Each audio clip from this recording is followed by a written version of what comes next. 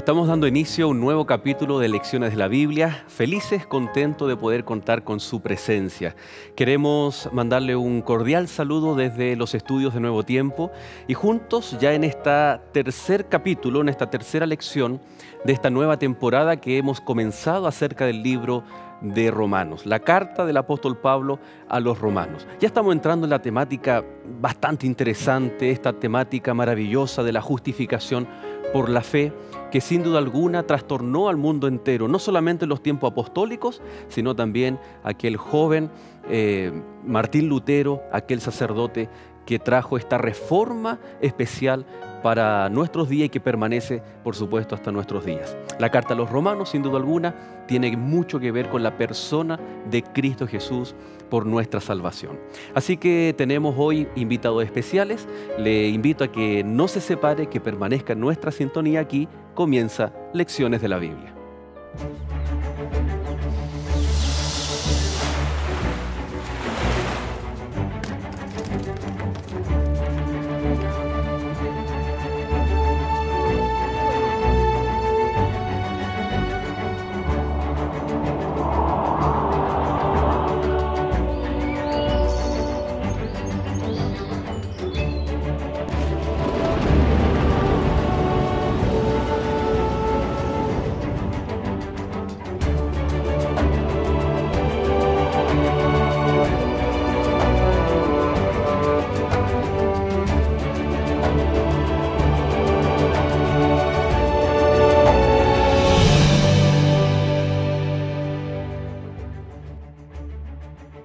Por cuanto todos pecaron y están destituidos de la gloria de Dios.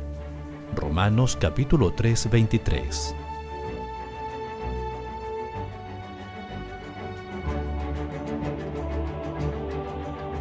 Y ya estamos de vuelta, queridos amigos, a punto de iniciar este capítulo muy especial de Lecciones de la Biblia. La lección número 3 habla precisamente de la condición humana. Vamos a entrar ya en detalle. Para eso queremos que usted pueda tener su Biblia, si usted está allí, pueda tener la mano.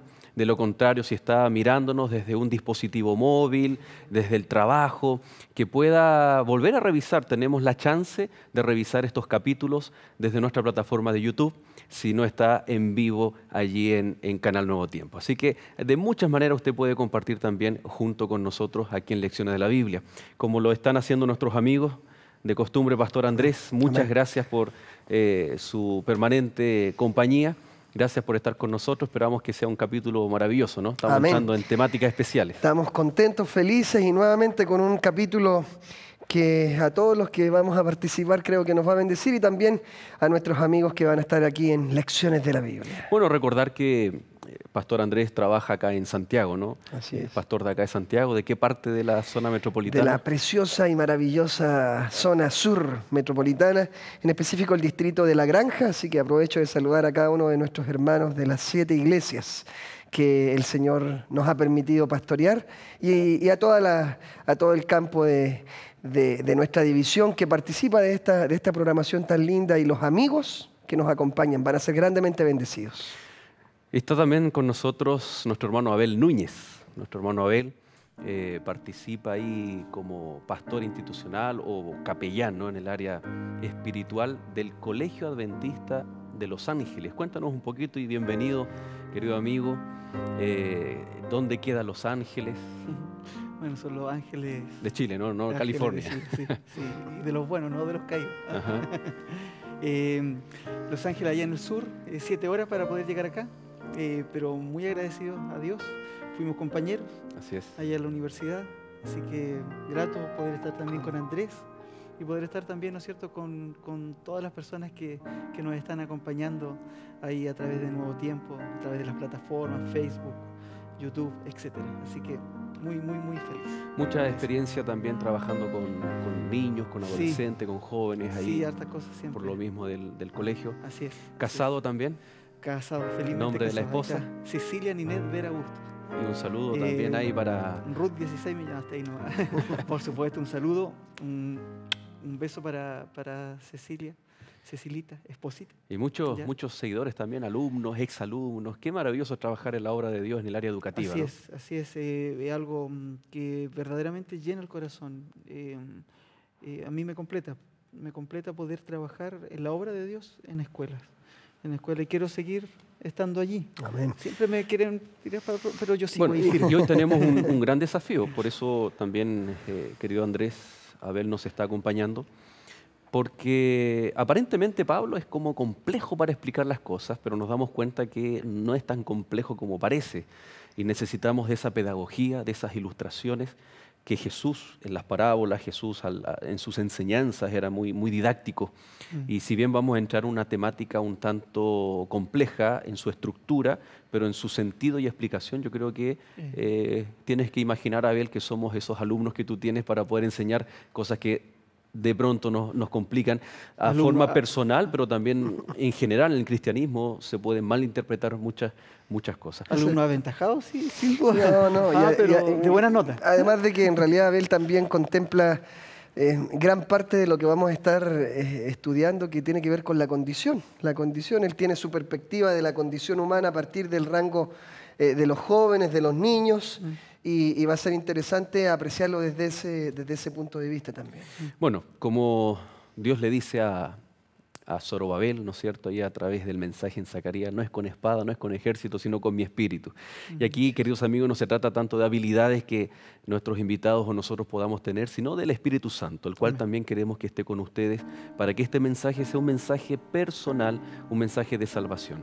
Y para eso, queridos, ¿les parece si oramos, Abel? Así es. Por favor, si nos diriges en oración. Muy bien, oremos, inclinamos la cabeza y cerramos los ojitos para poder orar. Querido Dios, muchas gracias, Señor, por esta linda oportunidad que nos das, aún sin merecerlo, aún siendo pecadores, pero gracias, Señor, por Jesús, porque a través de Él podemos acercarnos confiadamente a ti.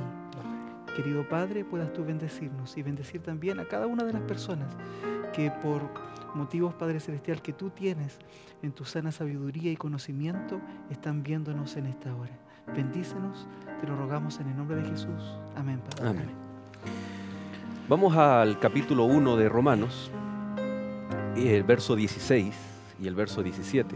Pablo aquí, después de un saludo diferente a un saludo tradicional en una epístola de aquella época, después de mostrar algunos deseos personales que ya los vimos en la lección número 1, la lección pasada, ¿no?, en donde Pablo quiere ir a Roma o pasar por Roma, pero su objetivo era predicar en una región donde aún no había sido predicado el Evangelio.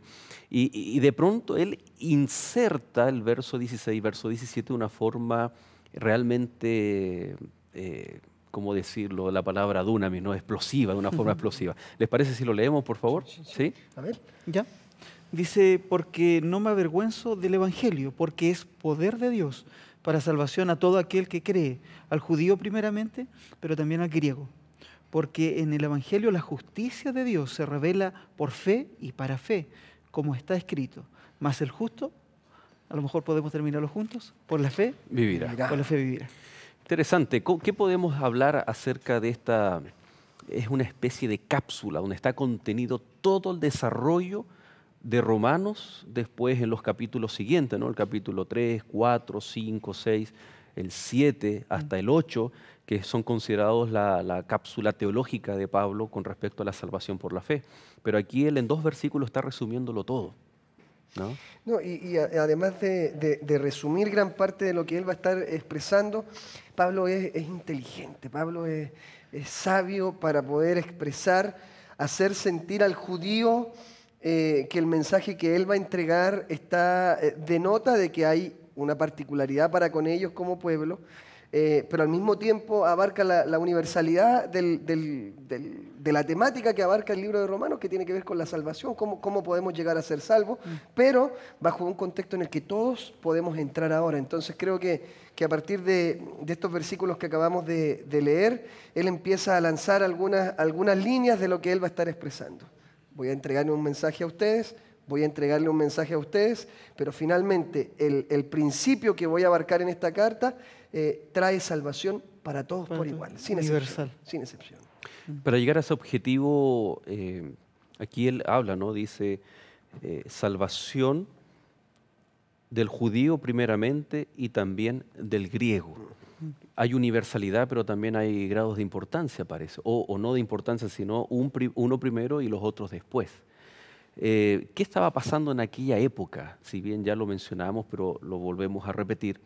Este exclusivismo que existía, ¿no? Y si Pablo quiere venir a hablar acerca de la salvación, existía el riesgo de que unos se sintieran salvos, otros no, otros sí. Entonces él parte con la premisa de que este mensaje viene tanto para judíos como para griegos. Y lo llama Abel de una forma bien especial, le llama justicia, ¿no? ¿Por qué no ocupó la palabra soter en griego, que es salvación, sino que ocupa justicia? Justicia porque, en definitiva, la justicia es la que quiere colocar Pablo en el corazón tanto de gentiles como de judíos, para que ellos no se autojustifiquen, ¿sí? No se sientan autosuficientes. No se sientan justos por sí mismos. Que algunos, sino al menos que lo los judíos, enfoca, en definitiva, a Jesucristo, hacia la justicia de Jesucristo. El judío ya era como experto en hacer cosas para salvarse a sí mismo. Especialistas en eso. Exacto. Se lo pasaban viviendo haciendo cosas como a veces muchos de nosotros también lo hacemos. Nos pasamos haciendo cosas para Dios, queriendo hacer cosas para Dios. Pensamos que haciendo cosas buenas, al final nos ganamos puntitos para el cielo, somos más justos. Pero no es así. No es así, no es suficiente. Dice que el Evangelio es poder, ¿no? El Evangelio es poder. Ya está hablando de algo que trasciende culturas, que trasciende raza, linaje, ¿no? Poder para salvar tanto a unos como a otros. ¿Será que se había perdido de vista el poder del Evangelio, el poder de la salvación, el poder del plan de salvación? Y como tú dices, Abel, se estaba confiando en los méritos propios. Sí, porque en definitiva el Evangelio lo que hace es que incorpora algo que es ajeno a mí. ¿Por qué? Porque el Evangelio justamente trata de alguien que hizo algo por mí. Entonces cuando yo aparto el concepto de Evangelio de mi vida religiosa, de mi vida como cristiano, si dejo de mirarlo a Él, finalmente empiezo a mirar ¿a quién? Me empiezo a mirar a mí. Y ese era el gran problema, como decía Abel recién, esta autosuficiencia, que olvidándome del Evangelio y la buena nueva que alguien había muerto por mí, me hace llegar a creer que todo lo que yo estoy haciendo me está conduciendo a una salvación que logro por linaje, que logro porque pertenezco a un pueblo en específico, que logro porque cumplo determinada ritualidad, pero que pareciera que la persona de Cristo y la persona de un Redentor no es tan importante. Aquí lo importante soy yo, de dónde vengo, lo que hago y hacia dónde quiero llegar. La mayoría de las personas del mundo cree que es salvo o va a alcanzar un escalón más alto por las cosas que hace, por las cosas o que no hace, ¿sí? O que no hace. Y claro, nos miramos mucho a nosotros mismos. Somos apasionados por un auto con Joel, que es el Nissan Primera, ¿sí? Lo tuvo hace años, yo también tuve la versión anterior, sí. Y me recuerdo que tenía mi Nissan Primera en el Seala. En el Seala es campo. ¿Ya? Se llenaba de tierra el auto, y es blanco, igual que como era el tuyo, ¿no? Un auto blanco, pero lleno de tierra de campo. Y bueno, se lavaba de repente, pero igual seguía sucio. Se ensuciaba siempre, cotidianamente. Así que yo siempre tenía el trauma de que estaba sucio el auto, debería estar más limpio, y lo lavaba y se llenaba de tierra de nuevo, etcétera, etcétera. Hasta que una vez iba por el centro de la ciudad de Los Ángeles y de pronto al lado mío veo el auto de mis sueños, es un Jeep. ¿Ya? No voy a hacer propaganda de marca ni nada, ¿ok? ¿Ya? Veo ese Jeep y empiezo a mirarlo y digo, qué hermoso ese Jeep. Y más o menos como unas 3 cuadras estuve andando con el Jeep allí, al ladito. Y me imaginaba yo manejando ese Jeep, ya 4x4 en las montañas. Que hasta la suciedad para un Jeep se ve bonita. Y claro, y de pronto, precisamente me pasó eso. Paramos en un semáforo y me di cuenta que el Jeep estaba igual y peor de sucio que mi propio auto. Entonces reflexioné y dije, bien, así nos mira Jesús. Así nos mira Jesús. Nos mira como ese jeep, blancos, limpios, sin nada. No se da cuenta de nuestra suciedad. ¿Por qué? Porque Él es capaz de ¿qué cosa? De limpiarla, de limpiarla.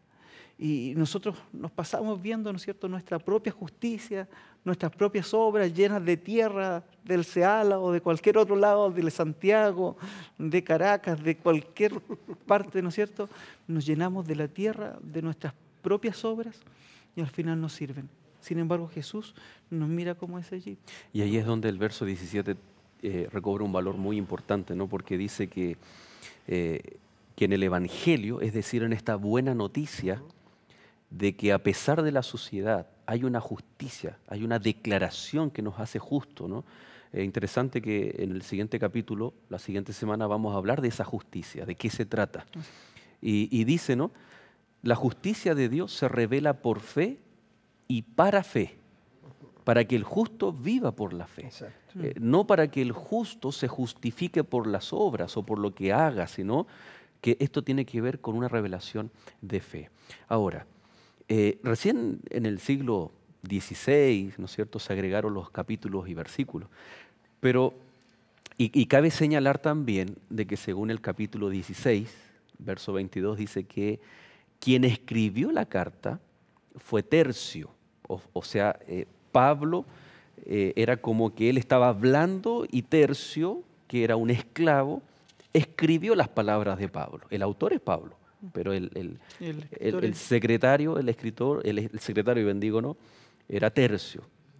Entonces, cuando la gente no tenían todo el privilegio de leer la carta, sino de oírla. ¿A dónde quiero llegar? Es que cuando uno escucha, oye el mensaje del verso 16, 17, extraordinario. Palabra evangelio, buena noticia. Sí. Palabra justicia, buena noticia. Y de pronto viene el verso 18. Ya no viene capítulos después, Claro. Está inmediatamente. Es decir, cuando de repente alguien dice, Abel, Andrés, te tengo una buena y una mala. Las dos juntas. Digo primero la buena noticia y después la mala. ¿Con qué sensación quedo, no? Entonces, el verso 18 dice, la ira de Dios se revela desde el cielo contra toda impiedad e injusticia de los hombres que detienen con injusticia la verdad. Viene hablando de la salvación, el poder del Evangelio para salvar tanto al judío como al griego. No es lo que tú haces, sino es por medio de la fe. Y de pronto dice que Dios manifiesta su ira. ¿Qué quiere decirnos aquí, Pablo? Contraste fuerte, fue fuerte. Sí, la desata. Muchas veces nosotros malinterpretamos este concepto de... A mí me da miedo eso de la ira. la ira.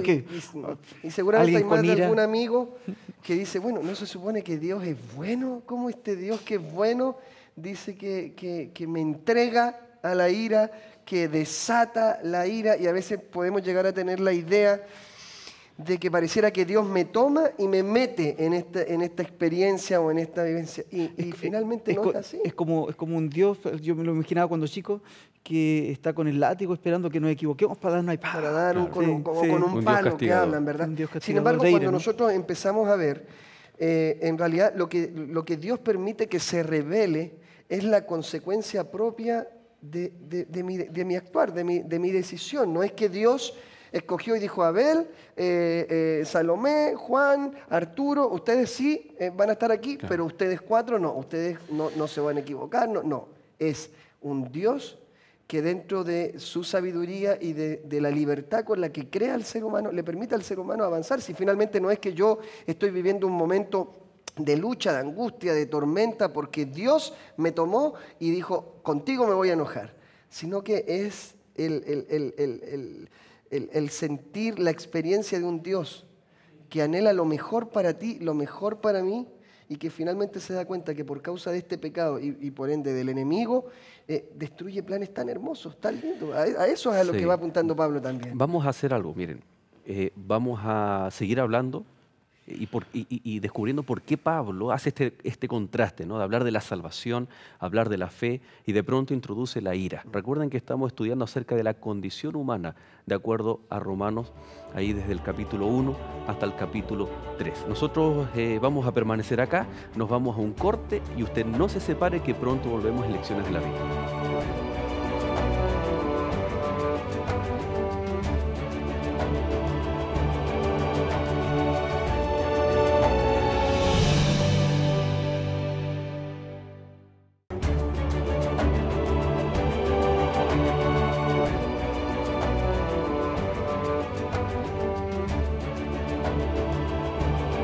Y ya estamos de vuelta, queridos amigos, recordándoles que pueden estar en contacto con nosotros a través de esperanza@nuevotiempo.cl para que nos hagan sus preguntas, sus inquietudes, sugerencias, pedir material también. Así que estamos aquí con un tremendo desafío.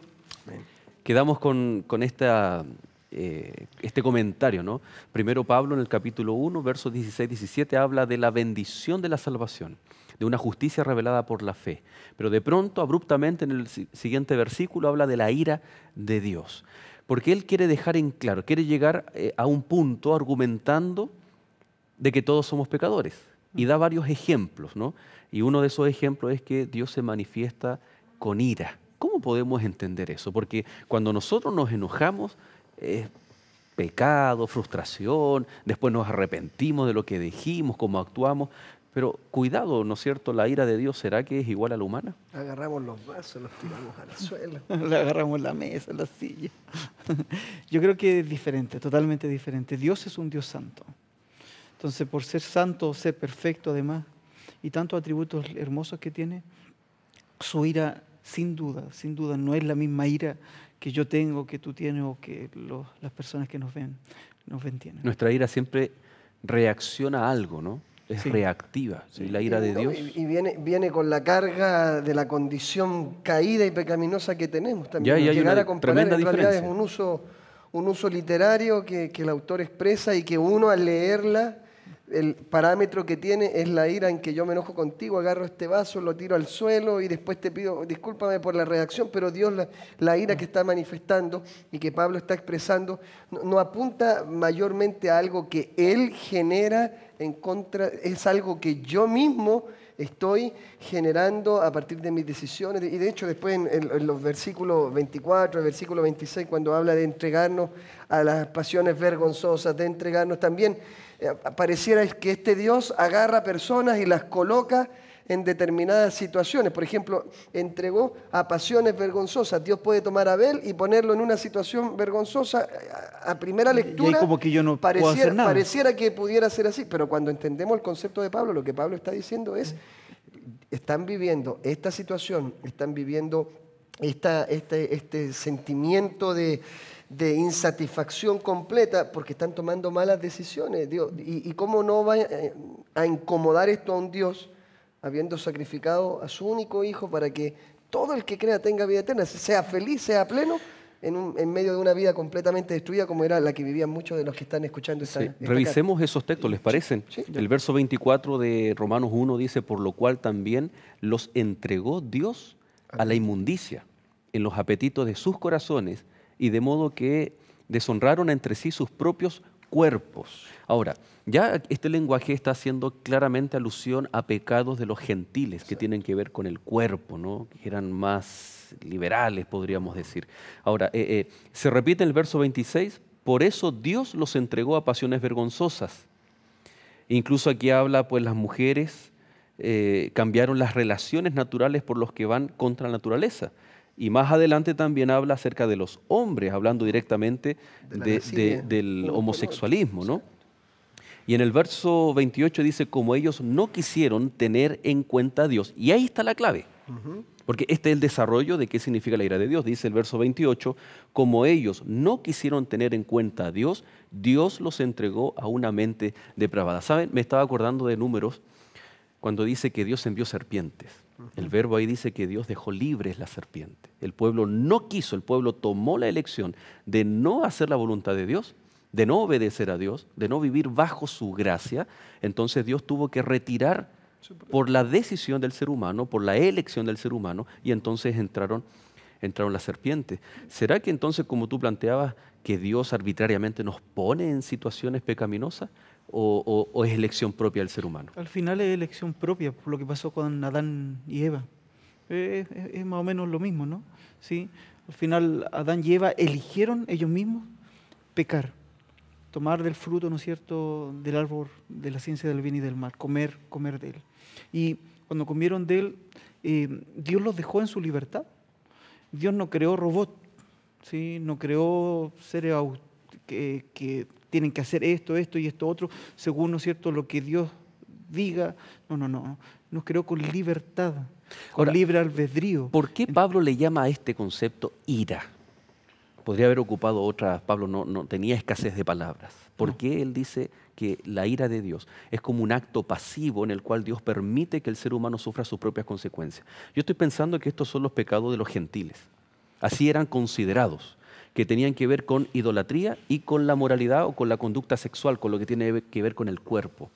Y yo me imagino los judíos que estaban aplaudiendo, Eso ¿no? mismo te iba a decir, o sea, a lo que hablábamos al principio del programa de que Pablo fue muy astuto en ganar la atención de los judíos, porque justamente los judíos cuando escuchan esta carta y contemplan lo que Pablo está mencionando, oye, qué interesante que Pablo, pareciera que Pablo volvió a ser el que conocimos, mire, qué bueno cómo está hablando, con esta firmeza, está levantando los pecados que ellos cometen. Lo que no saben es con lo que se van a encontrar dentro de pocos minutos, pero ¿qué es lo que está presentando Pablo? Que él no va a tener temor en llamar al pecado por su nombre, y esto está mal. Esto merece una consecuencia. Esa consecuencia, ninguno de ellos tienen la facultad de obviar esa condenación. ¿Para qué? Para que después quede abierta la carta ante la inutilidad de cualquier esfuerzo humano. Entonces, ¿quién va a poder hacer algo? ¿Quién va a poder ofrecer una solución? Y es donde aparece entonces la persona de Cristo dentro de los capítulos. Y en el capítulo 2, entonces, verso 1, Pablo comienza a enumerar los pecados, ahora ya no solo de los gentiles, o catalogados como solo de gentiles, sino que dice, por eso eres inexcusable, hombre, tú que juzgas, quien quiera que seas, porque al juzgar a otros te condenas a ti mismo, pues tú que juzgas haces lo mismo. Es decir, el judío no se consideraba con esos pecados. Bueno, ahí estás dirigiéndose a los judíos Ahora propiamente sí, tal, en el capítulo 2, en el versículo 1, donde dice, oh hombre, se refiere a los judíos precisamente. Correcto. Lo anterior era para los gentiles. Entonces ahí empezaron los... Sí, no me gusta, Claro, ¿no? claro. No me gusta de los Pero de ¿sabes los judíos. lo más fuerte que Pablo le dice? Le dice, es como, quedémonos con esa imagen, ¿no? De que ellos están aplaudiendo los judíos. Sí, Pablo, tienes razón, diste en el clavo. Tú eres muy objetivo en denunciar a los pecadores. Pero de pronto dice, ustedes no juzguen al gentil porque ustedes hacen lo mismo. Momento, yo nunca he hecho ir con un pecado contra naturaleza, con mi cuerpo. Yo nunca he hecho esto. Y aquí viene el principio que el mismo Señor dijo, ¿no?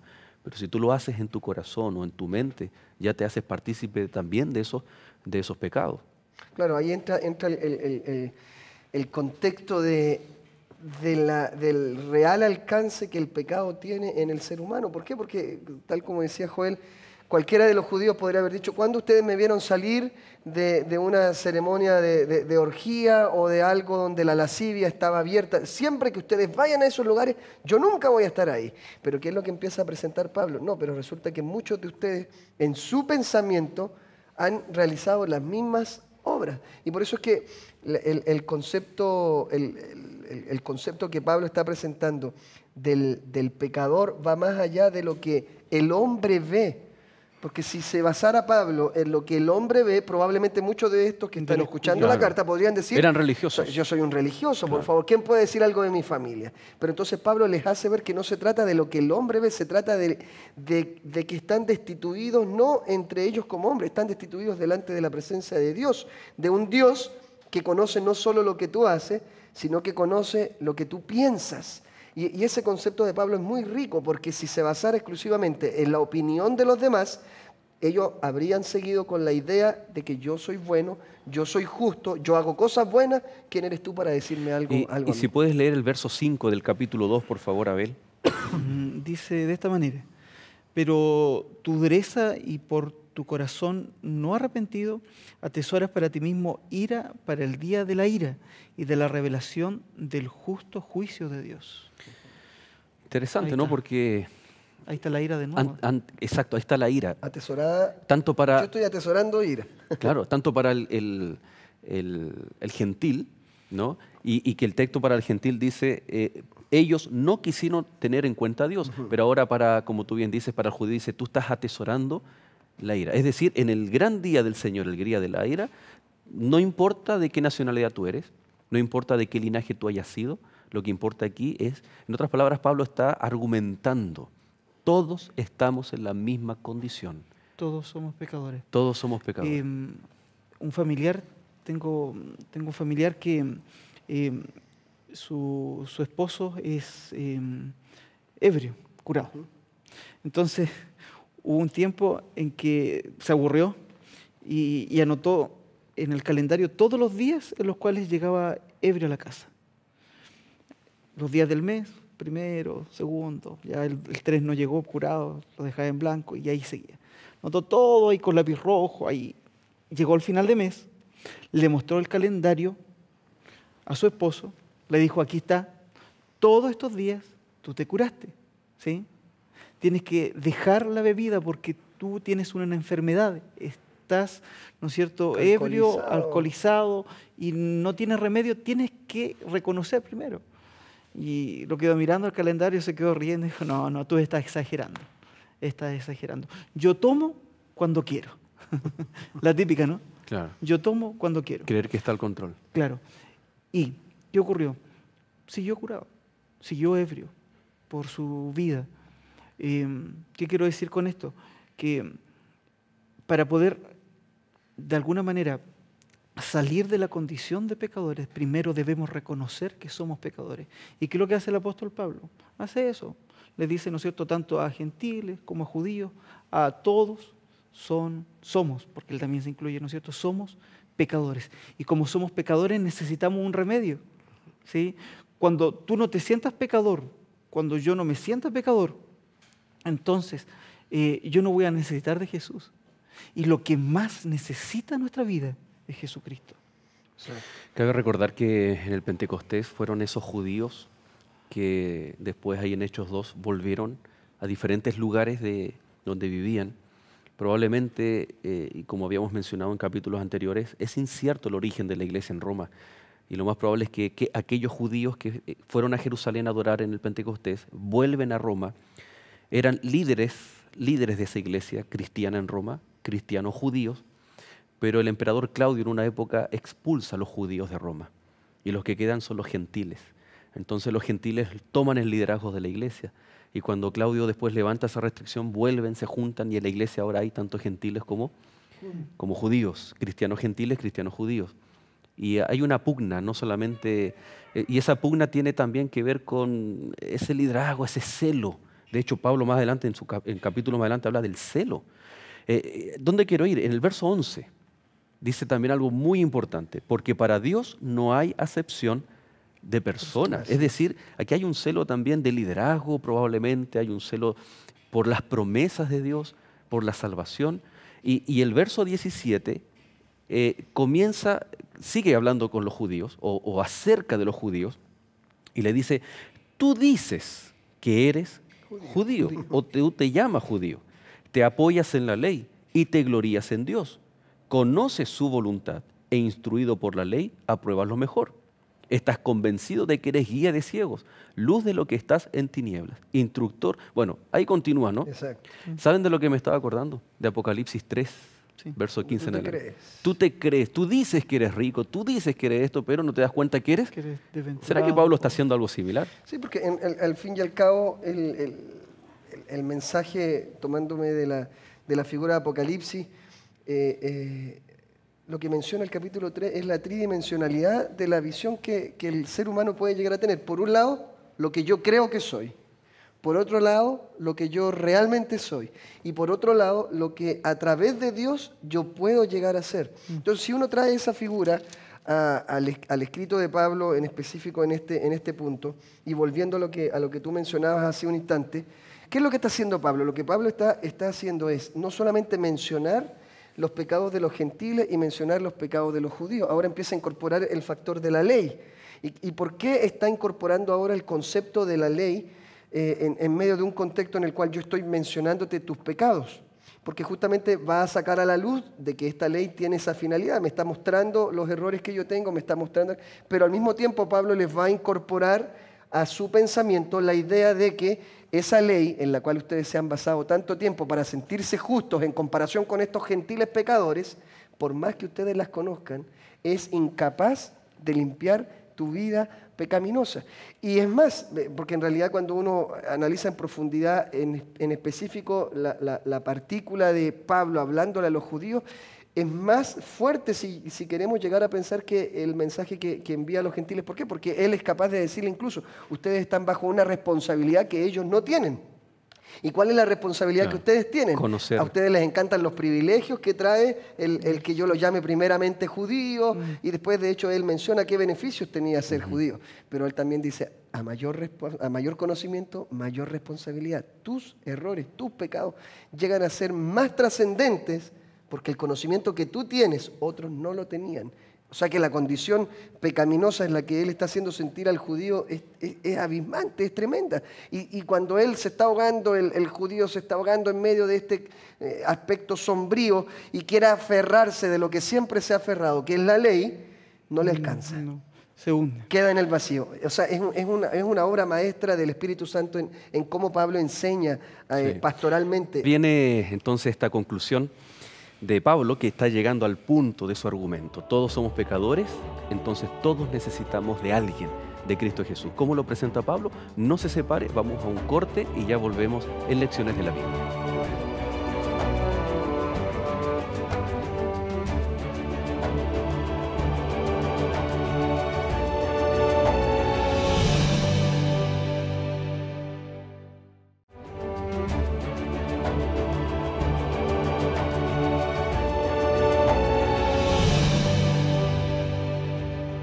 ¿Has escuchado de temáticas como una estatua imponente, Daniel en la cueva de los leones? Estos y otros temas están en el libro de Daniel, y la Escuela Bíblica de Nuevo Tiempo ha preparado para ti esta guía de estudio denominada Biblia Fácil de Daniel. Es gratuita y llega hasta tu hogar. Solo debes escribirnos a esperanza@nuevotiempo.org o también llamarnos ahora mismo a los teléfonos que aparecen en pantalla.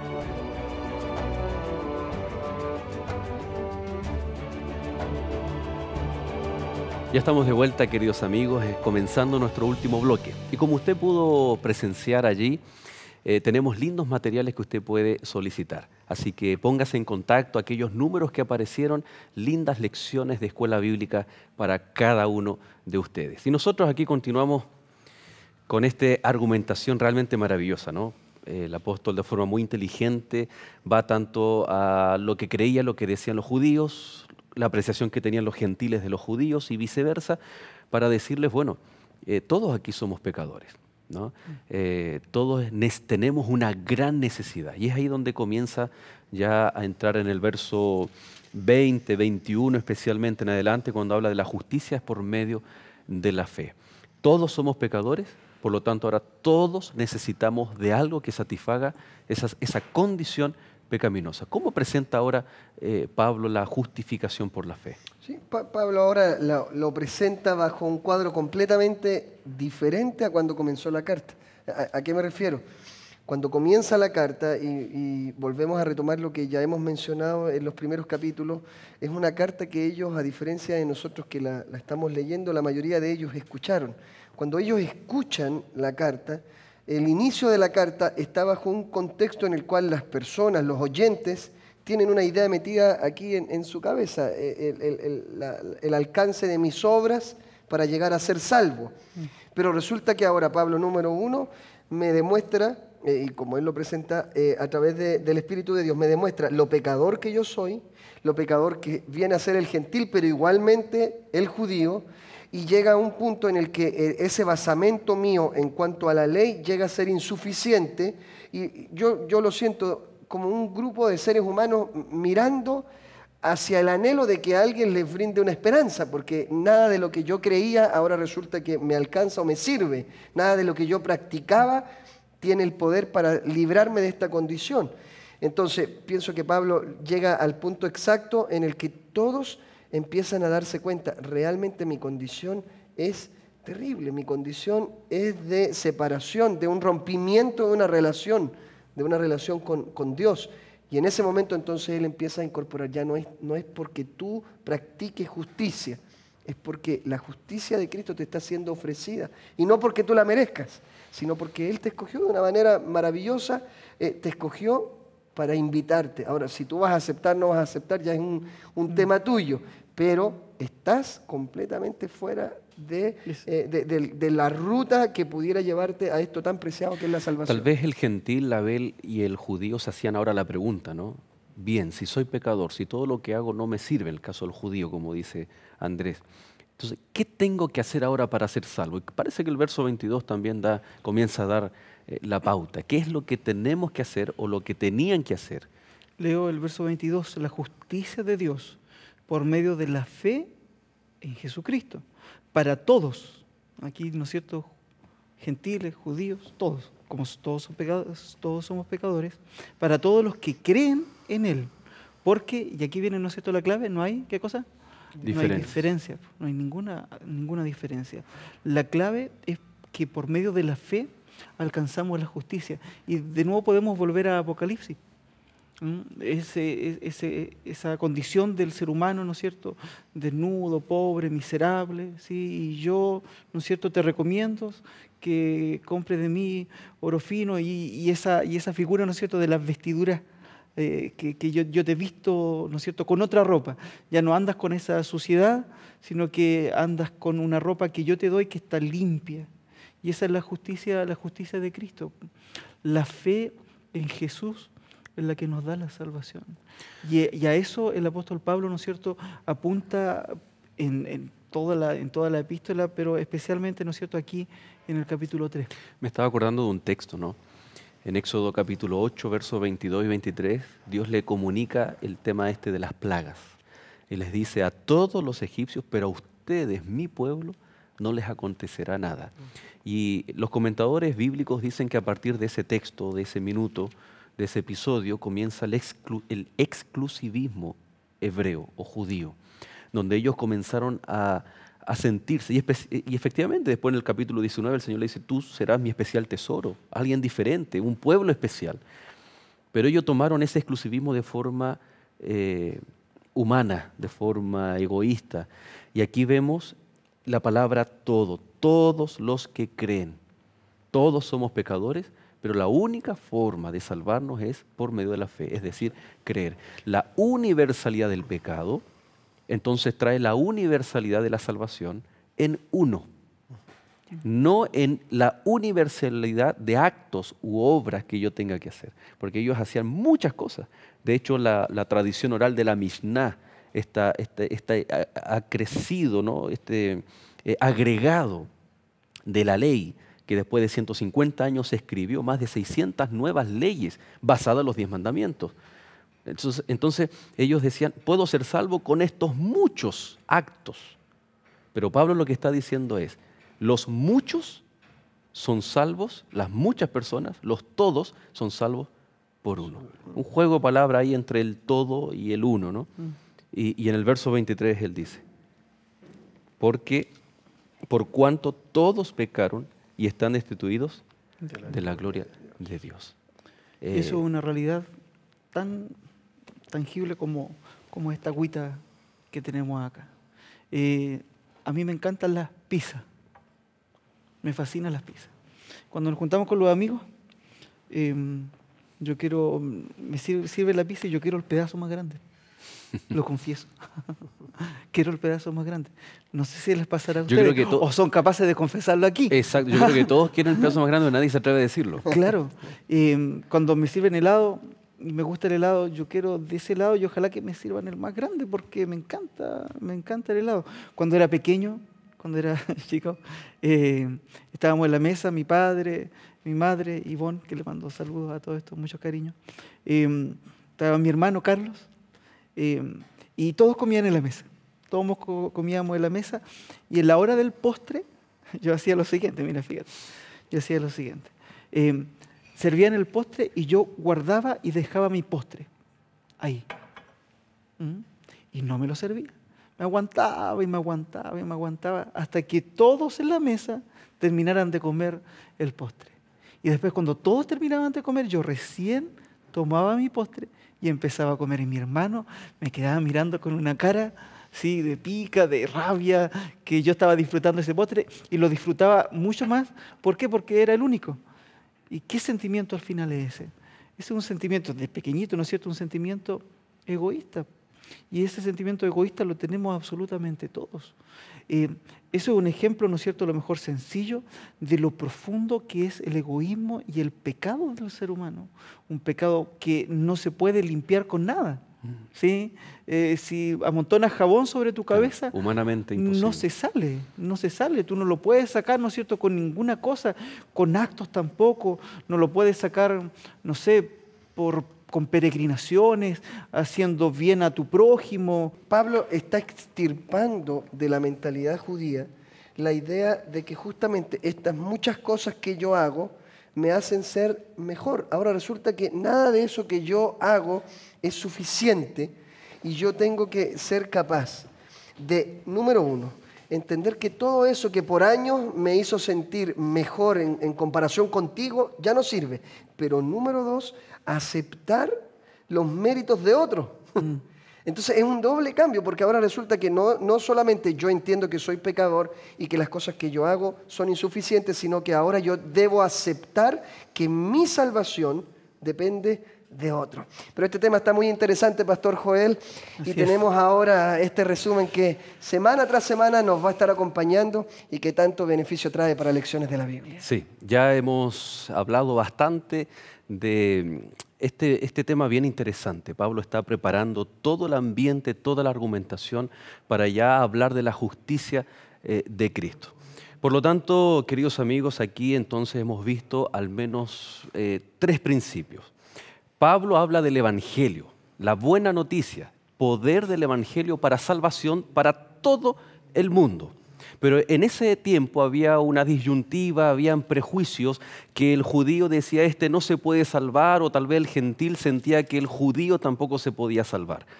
Por lo tanto, Pablo les muestra desde el capítulo 1, desde el verso 18, hasta el capítulo 3, versículo 20, que ningún ser humano es perfecto, que no es por guardar la ley, que no es tal vez por merecimiento, sino que todos somos pecadores.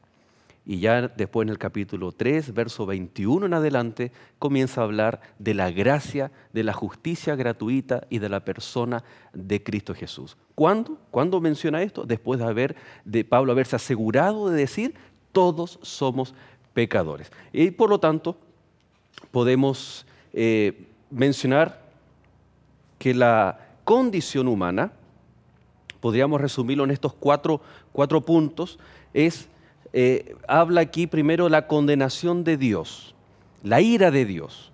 No es un acto activo de Dios, sino que la condenación viene a ser producto de que Él me da la libertad para elegir.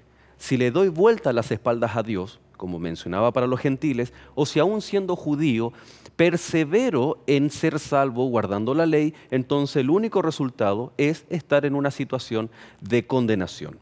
Entonces, la siguiente conclusión es, tanto los judíos como gentiles son igualmente culpables. Eso es lo que Pablo quería resaltar y que quedara marcado y graficado en sus oyentes. Y por supuesto que los judíos no tienen ningún privilegio, al contrario, ellos tenían mayor conocimiento, se había depositado la palabra de Dios en ellos, entonces tenían mayores responsabilidades y luz para poder aceptar al Mesías, a Cristo Jesús. Y por último también, la ley no puede salvar, sino que solo condenar. Después de toda esta argumentación, entonces, Pablo viene a presentar, a decir, todos somos pecadores, todos hemos pecado, estamos destituidos de la gloria de Dios. Y en el siguiente capítulo, en el capítulo 4 y también en el siguiente capítulo de nuestro programa Lecciones de la Biblia, querido Pastor Andrés, vamos a estar revisando allí acerca de esta justicia, la justicia de Dios en la persona de Cristo Jesús. Así es. Y estamos seguros de que todos ustedes que han disfrutado de esta programación están ávidos, están ansiosos de descubrir cuál va a ser la solución, cuál va a ser la respuesta que Pablo va a ofrecer. Sin embargo, en esta recta final yo quisiera compartir los 2 versículos con los que aperturamos nuestro programa. Capítulo 1, versículos 16 y 17. Porque no me avergüenzo del Evangelio, porque es poder de Dios para salvación a todo aquel que cree. En primer lugar, yo quisiera hacer una invitación a aquellos que desde hace años ya conocemos a Dios. Porque probablemente estoy hablándole a más de alguno que en determinadas circunstancias, en tu trabajo, en tu universidad, a lo mejor en una fiesta familiar, has sentido incluso vergüenza de mencionar la fe que gobierna en tu corazón. Hay veces que ocultamos, por ejemplo, los jóvenes en sus redes sociales, la fe que inunda su vida. Muchas veces los fines de semana decimos alabar al Señor, encontrarnos con Él, pero pareciera que entre semana no es tan valioso hacer esta mención. Sin embargo, Pablo dice que el Evangelio no tiene por qué avergonzar. No tiene por qué causarte a ti el deseo de ocultar a este Cristo que vive en tu corazón. Yo quiero hacer una invitación en primer lugar a los que hace años conocemos al Señor. Necesitamos volver a levantar a Cristo en nuestras vidas. Cuéntele a la gente que está cerca suyo en quien cree. Vuelva a tocar la puerta de su vecino para decirle: el Cristo que lo salvó a usted también puede salvarle a él. Número 1, dejemos de ocultar a este Dios tan maravilloso que ha salvado tu vida y que ha salvado la mía. Pero en el versículo 17 Pablo agrega: porque en el Evangelio la justicia de Dios se revela por fe y para fe, como está escrito, mas el justo por la fe vivirá. Y yo estoy seguro que tú quieres vivir. Por algo te quedaste viendo la programación de lecciones de la Biblia. Por algo ves Nuevo Tiempo. Porque quieres vivir. No quieres sobrevivir. Quieres vivir una vida abundante y con propósito. Y para que esa vida abundante llegue, necesitas aprender por fe a caminar con el Señor. Hay un Dios que te está buscando. Como siempre digo, no llegaste aquí por casualidad. Llegaste porque hay alguien que te está buscando, que te ama, que quiere entrar en tu corazón. Y si no fuera porque lo necesitas, no estarías aquí. Sin embargo, aunque todos estamos destituidos de la gloria de Dios, todos podemos llegar a ser salvos. ¿Te gustaría llegar a ser salvo? ¿Ver a tu familia salva? ¿Encontrarte con tu familia en el reino de los cielos? Entonces permíteme orar por ti en este momento. Vamos a inclinar nuestro rostro, vamos a cerrar nuestros ojos y vamos a hablar con nuestro Dios. Querido Dios, gracias porque cada vez que abrimos la palabra, hay una fuente que llena de vida incluso el corazón más apagado, Señor. Yo quiero pedirte por aquel amigo que ha llegado a esta programación. A lo mejor la está viendo porque alguien la linkeó en su portal de Facebook, a lo mejor está viéndolo a través del internet, o a lo mejor en vivo está a través del canal de televisión. Sea cual sea el medio, tú estás tocando la puerta de ese corazón. Por favor, Dios, hazle entender que a pesar de la condición terrible en la que puede encontrarse, aún hay esperanza. Y esa esperanza se llama Cristo Jesús. Inunda su corazón con el deseo enorme que tienes de cambiar esa vida destruida, esa vida angustiante. Y permítele saber que no es por méritos propios, que por más cosas que hagamos no vamos a alcanzar esa condición. La única manera es que lleguemos a creer en ti. Bendice a cada amigo, a cada oyente de este programa, a cada participante, para que llegamos a entender que el Evangelio es poder que vivifica y que puede cambiar nuestra vida. Gracias por tu amor y por este programa. En el nombre de Jesús, amén. Amén. Amén. Muchas gracias, Pastor Andrés. Querido amigo Abel, gracias por acompañarnos en este capítulo. Y por supuesto, a cada uno de nuestros amigos, muchas gracias por su sintonía. Y nos volveremos a encontrar en el próximo capítulo de Lecciones de la Biblia.